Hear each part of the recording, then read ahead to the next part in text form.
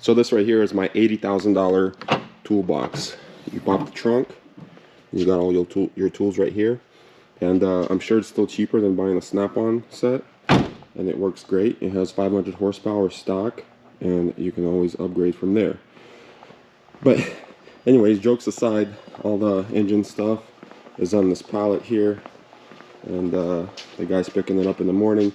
If I can, I'll update and let you guys know what happens to this engine. Most likely it may be just used for parts, but you never know. I was gonna save it, I just don't have the time or energy to put into this kind of thing right now. So I'm gonna focus more on like this and the CrownVic VicZilla 7.3 Godzilla swapped. So it's already getting late, but I still want to knock a few things out on this thing. So I'm hoping to at least have the fuel rails in, the belt on, maybe the fan in, and try to run some hoses. Got plenty of parts here. I have a complete GT350 kit that I removed off my personal car almost 2 years ago, I guess. So this heat exchanger here, I just moved this thing. This heat exchanger here is actually off my Shelby GT350, and I'm hoping to also use the airbox maybe and stuff like that, and some hoses from the kit. Also the cooling pump for the cooling system on the Supercharger system itself. So there's still a lot to do, but there's never enough time. So let's see what I can get done.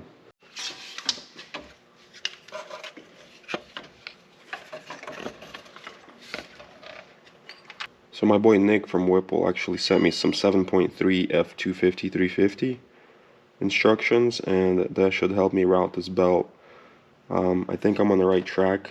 I just need to reset real quick. Yeah, I'm gonna put the tensioner side on first and then do this. A lot of people are hating on Harbor Freight and their tools, and yeah, they don't last long, but they're so cool. Like this one is an extendable 3/8 ratchet, so it's perfect for stuff like this, so you can get the extra leverage as long as I'm going the right way with it. Oh dang, that's tight. That is tight. Look at that, perfect. Also keep in mind that I have the manual tensioner on the Whipple side as well, so what I gotta do is I gotta open up the OEM tensioner all the way, tighten that bolt, well, slide this pulley down as far as possible. That way I have the belt really tight. It's already tight, but we want it tighter. This part is easier to do with two people, but let's see what we can do. So open that up, push that pulley all the way down.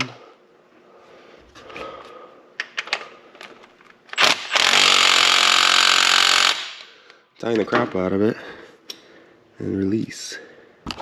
So for future reference, I'm gonna probably pick up another one of these belts. It's just a 6 rib and it's 93 1/8 long. So it's always good to have extra belts, especially if you go to the track. I really should have put loom all over this harness before I started this Whipple install, but it's alright. I'll go back. Once everything works, I'll go back and fix it. But the good news is the fuel rails are in.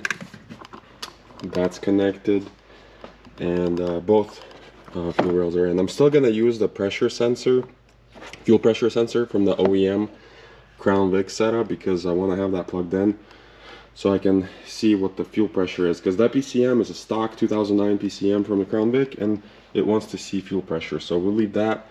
Now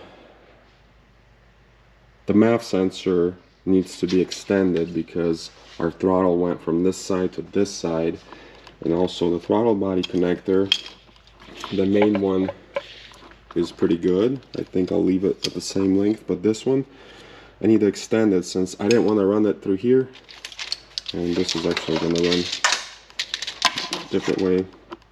But so I'll extend this 2 wires and have that plugged in.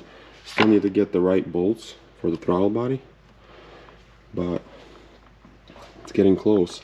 I think I can finalize the wiring here maybe today or tomorrow, and then I can focus on hooking up cooling to the blower and this heat exchanger here. Gotta figure out where I'm gonna put the pump. Obviously there's plenty of room to run the pump. I just gotta figure out what I need, what hoses I can use off the Shelby 350 kit that I have, and go from there. Worst case, I'll go pick up some hoses. And so I actually went ahead and threw some loom on this side of the wiring harness, and it's looking so much better. I just know if I don't do it now, it's probably never gonna happen, so I wanted to make sure.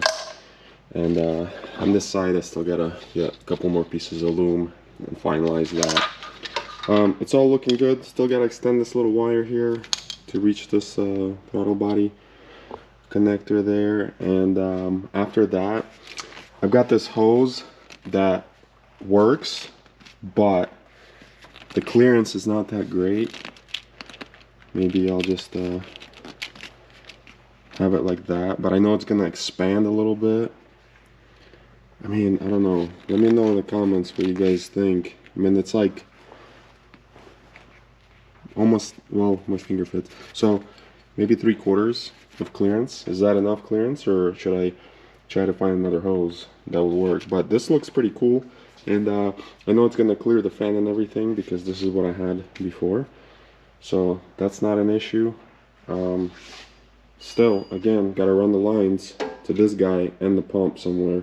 So it's looking like maybe tomorrow, if I have the right file, I might be able to start it, and we'll let it warm up to full temp and we'll see what happens.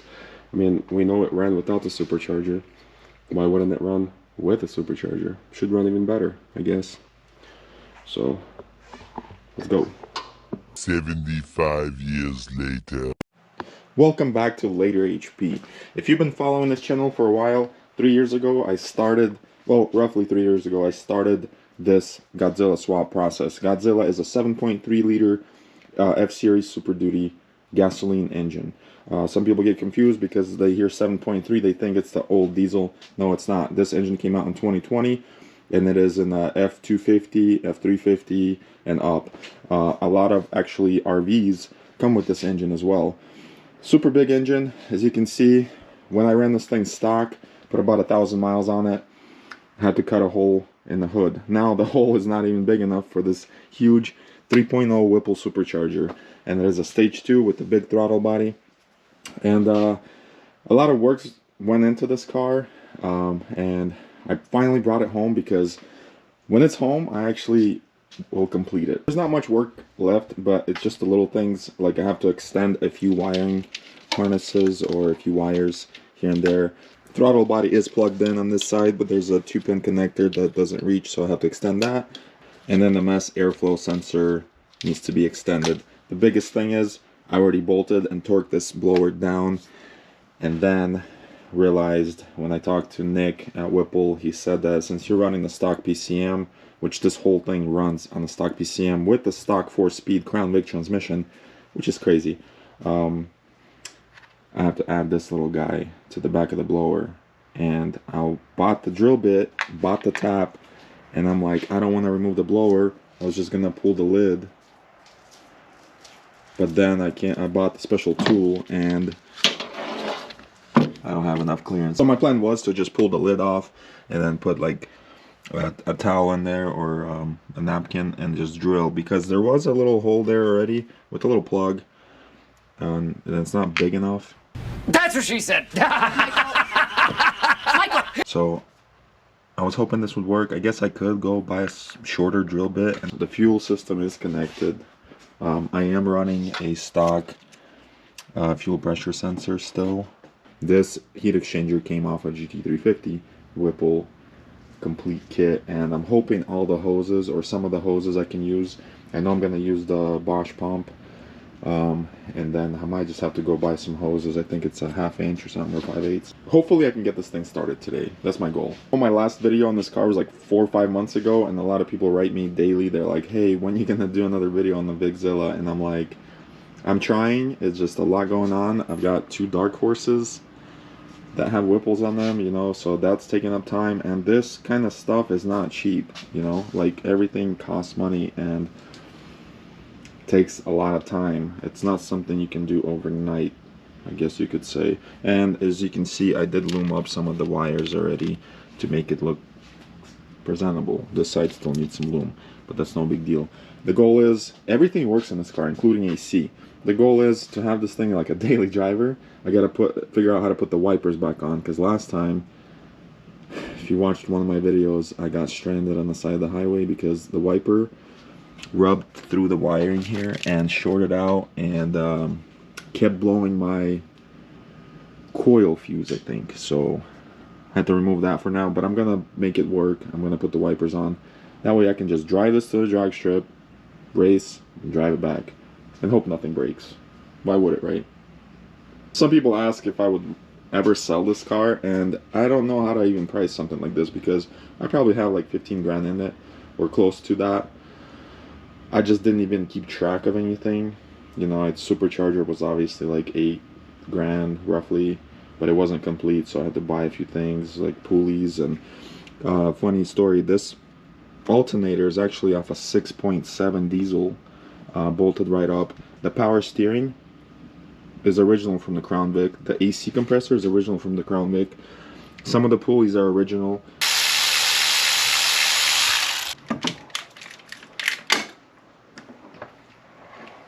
So I've got the blower out, and this is actually the right way to do it. That way nothing falls, no metal falls in the engine. So it sucks I had to remove the blower, but at the same time, this is how it should be done. So I just got to open up this hole and then tap it with new threads, and I should be able to get the sensor in there. Drilling into a supercharger. What could go wrong?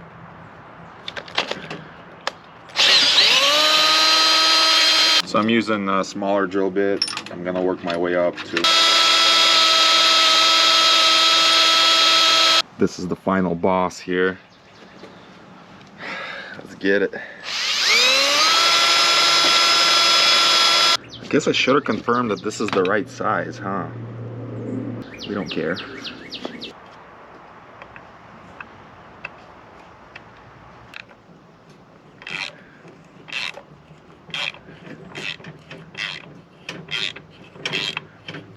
Alright, so the sensor is in successfully. Now I can put the blower back in. I think before I put the blower back in, I'm gonna go ahead and extend the wires that I need to extend. That way I have more room to work with. And then this hose I think is going to be finalized. It is a little close to this pulley, but it's fine. Once I clamp it, it'll be fine. Alright, so the blower's back in. Everything's connected as far as making it run. But I still don't have the coolant lines connected to the blower, which is fine because I gotta go pick up some hoses. But the thing is, I want to make sure it runs. So right now, I'm flashing it with the bass tune for the Whipple and the 7.3 Godzilla, and we're gonna see if it starts. So the program is in. Let's see if it starts. We're not gonna run it for long though. Get a booster. This thing's been sitting for 5 months. So the battery died. You ready?